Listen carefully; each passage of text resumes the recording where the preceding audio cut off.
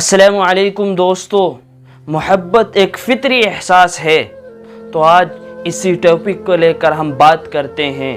شوہر اور بیوی کے درمیان بھی یہ محبت کا احساس ہوتا ہے۔ بندے اور خدا کے درمیان بھی محبت پیدا ہوتی ہے۔ چلیے آج ہم بتاتے ہیں کہ کن چیزوں سے محبت پیدا ہوتی ہے اور کن سے محبت کرنی چاہیے۔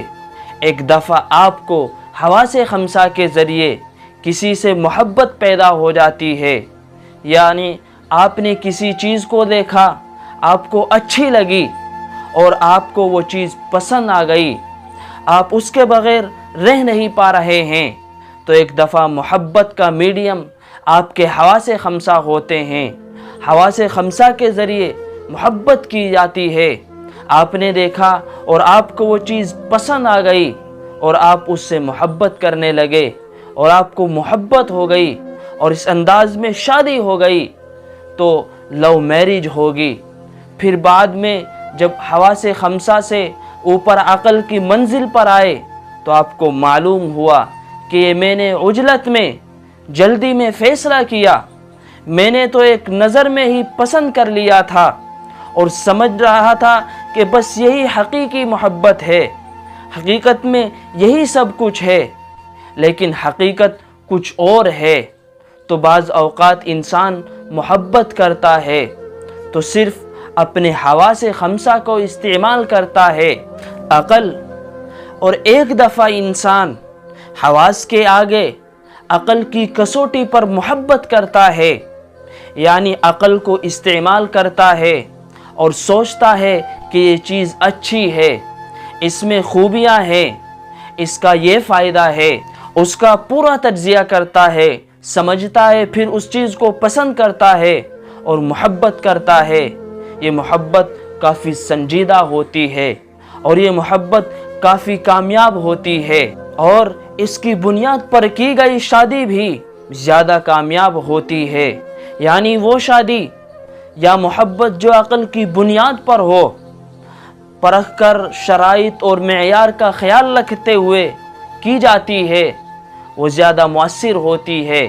اس محبت کے مقابلے میں جو صرف جذبات اور احساس کی بنیاد پر ہوتی ہے، اس سے زیادہ کامیاب ہوتی ہے، اور وہ شادی بھی کامیاب ہوتی ہے جو عقل کی بنیاد پر ہو، سوچ سمجھ کر کی جائے۔ دوستو، اصلی محبت تو محبت میں ایک مرحلہ جو کہ اصلی محبت ہے وہ خدا کی ذات ہے، کیونکہ وہ کمال مطلق ہے، اور جب وہ ذات سمجھ میں آ جاتی ہے تو پھر آپ اسی ذات سے محبت کرتے ہیں، کیونکہ خدا کی ایک ایسی ذات ہے جو ہر چیز سے پاک ہے، ہر چیز سے صاف و پاک ہے۔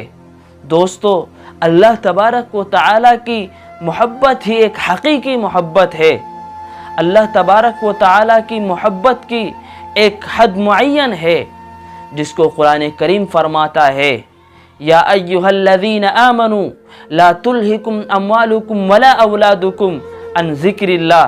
اے ایمان والو، تمہارے اموال اور تمہاری اولاد ذکر خدا سے غافل نہ کر دے، اور جو ایسا کرے گا وہ خسارہ اٹھانے والوں میں سے ہوگا۔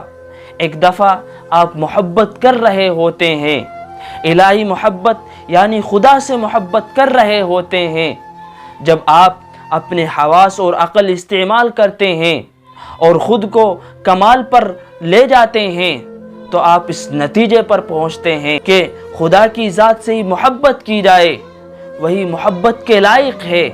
اللہ تبارک و تعالیٰ کی ذات کے بعد کوئی ذات ایسی نہیں کہ جس سے حقیقی محبت کی جائے۔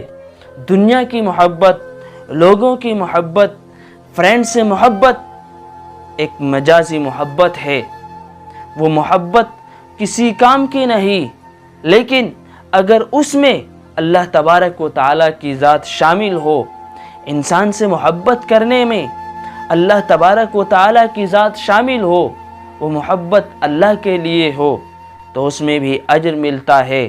لیکن اگر کوئی ذات محبت کے قابل ہے تو اللہ تبارک و تعالیٰ کی ذات ہے۔ اللہ تبارک و تعالیٰ کی ذات سے بڑھ کر کوئی ذات ایسی نہیں جو قابل تعریف ہو، قابل محبت ہو، اور اللہ تبارک و تعالیٰ کی ذات ہی ایسی ذات ہے جو محبت کے قابل ہے، جس کے حبیب محمد صلی اللہ علیہ وسلم نے پوری انسانیت کو محبت کا پیغام دیا۔ اس لیے اللہ تبارک و تعالیٰ کی ذات کے بعد اگر کسی سے محبت کی جائے تو وہ محمد صلی اللہ علیہ وسلم ہے، اور آپ صلی اللہ علیہ وسلم سے محبت، اللہ تبارک و تعالیٰ کی ذات سے محبت ہی حقیقی محبت ہے۔